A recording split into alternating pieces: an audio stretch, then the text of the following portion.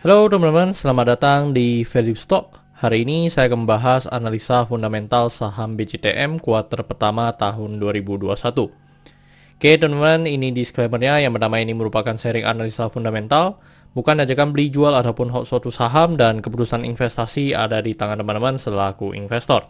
Yang ketiga, dari analisa fundamental ini bisa dijadikan referensi untuk analisa saham-saham yang teman-teman miliki. Oke, pertama-tama kita masuk ke bisnis model dari saham BJTM ini. Untuk kegiatan usahanya bergerak di bidang usaha perbankan dan sumber income-nya berasal dari pendapatan bunga. Untuk segmen usaha atau marketnya di Indonesia, terkait kasus hukum, setelah saya membuat video ini, saya tidak menemukan adanya kasus hukum yang terkait dengan BJTM. Untuk kepemilikan sahamnya dimiliki oleh Pemda Jatim sebesar 51,13%, 38 Pemda Kota sebesar 28,35%, masyarakat sebesar 20,52%. Dan teman-teman, kita bisa lihat dari 2014 sampai 2021 cukup konsisten yang mengalami kenaikan dari segi pendapatannya. Dan kita lihat secara kuartal 1 dengan kuartal 1, untuk 2020 dengan 2021 itu mengalami kenaikan sebesar 6,7%. Dan saya asumsikan kuartal keempatnya saya setahunkan ya dengan kali 4, bisa didapatkan sekitar 6,4 juta, ya kalau dibandingkan dengan tahun sebelumnya bisa mengalami kenaikan sebesar 4,9% dari segi pendapatan.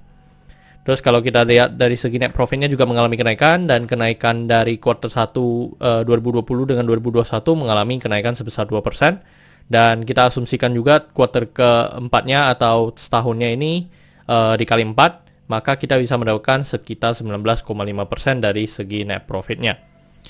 Terus dari segi asetnya konsisten mengalami kenaikan dan kenaikannya sebesar 7,2%. Terus dari segi utangnya juga mengalami kenaikan dan kenaikannya sebesar 7,5%.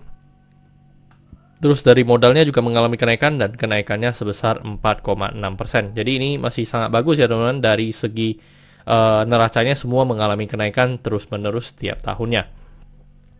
Dan teman-teman, untuk di sektor perbankan ada hal-hal yang perlu kita perhatikan. Salah satunya adalah dari segi rasio keuangan ya, atau rasio perbankan yang perlu diperhatikan. Yang pertama adalah NPL atau net non-performing loan. Itu gross-nya di 4,2 mengalami kenaikan, tetapi untuk NPL net-nya mengalami penurunan. Jadi ini masih aman ya teman-teman untuk BJTM ini karena masih di bawah standarnya BI. Terus untuk CAR-nya juga mengalami kenaikan, jadi ini bagus di atas 9% dan ini udah di atas 9%. Untuk LDR-nya dari 66,5% menjadi 54,85%. Jadi untuk LDR ini kan adalah loan to deposit ratio, tapi ini 54% ini sebenarnya sudah bisa dikategorikan sangat kecil ya teman-teman.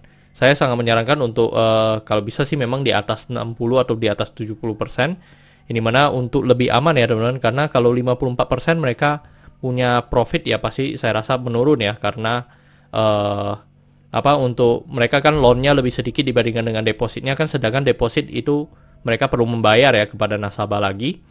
Terus untuk dari segi LDR yang rendah ini memang sangat bagus untuk menunjang dari segi NPL ya teman-teman.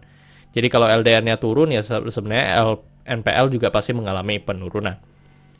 Oke teman-teman, ini merupakan summary laporan keuangannya dari 2014 sampai 2021. Dan di sini saya akan banyak membahas tentang rasio keuangannya. Yang pertama adalah NPM atau Net Profit Margin. Untuk Net Profit Marginnya di 2021 ini sekitar 28,01%. Jadi ini sangat bagus ya teman-teman. Dimana dari segi NPM-nya juga selalu mengalami kenaikan.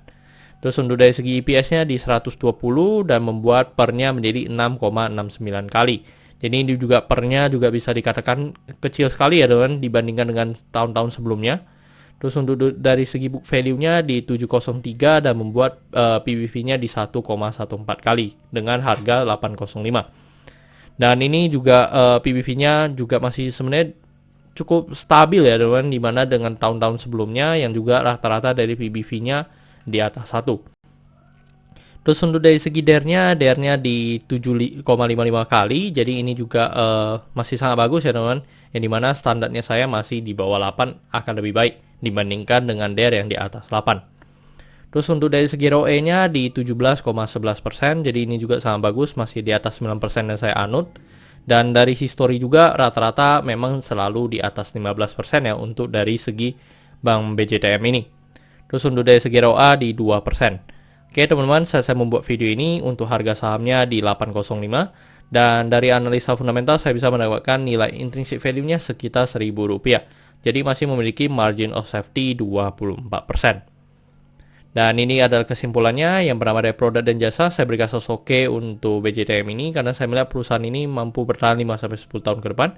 Untuk GCG saya berikan oke karena tidak memiliki kasus hukum dan kedua memiliki pemegang saham mayoritas. Untuk dari segi revenue dan net profit saya berikan oke karena mengalami kenaikan. Untuk dari segi aset juga saya berikan oke karena mengalami kenaikan. Untuk liability saya berikan oke juga karena DER-nya masih di bawah 8 untuk di sektor perbankan. Untuk book value saya berikan no karena harga juga sekarang di atas harga book value-nya. Untuk secara sektor sebenarnya mereka masih sangat aman, yang dimana mereka masih memenuhi dari standarnya BI. Untuk dari segi ROE saya berikan oke karena di atas 9%. Untuk marginal safety saya berikan oke karena masih positif. Untuk dividen saya berikan oke karena selama 5 tahun terakhir untuk BJTM ini masih sangat royal membagikan dividen kepada investornya. Oke teman-teman, jadi kesimpulannya adalah 10/11 dan pertanyaannya adalah apakah saya akan membeli saham BJTM ini. Teman-teman, kalau teman-teman menonton video saya yang sebelum-sebelumnya, untuk BJTM ini saya memang sudah ada posisi dan sampai hari ini saya masih hold dan masih melihat sih untuk perkembangan dari BJTM ini. Oke teman-teman, saya rasa cukup sekian untuk video kali ini. Jangan lupa untuk like dan subscribe. Jangan lupa juga untuk follow saya di Instagram saya di royken13. Dan teman-teman, saya ada membuat grup Telegram, jadi teman-teman bisa join grup Telegram saya di Value Stock. Untuk linknya teman-teman bisa dapatkan di deskripsi di bawah. Dan jika teman-teman ada kode saham yang ingin saya buatkan analisa seperti ini, silahkan tinggalkan di kolom komentar untuk kode sahamnya. Oke teman-teman, see you in the next video. Bye-bye.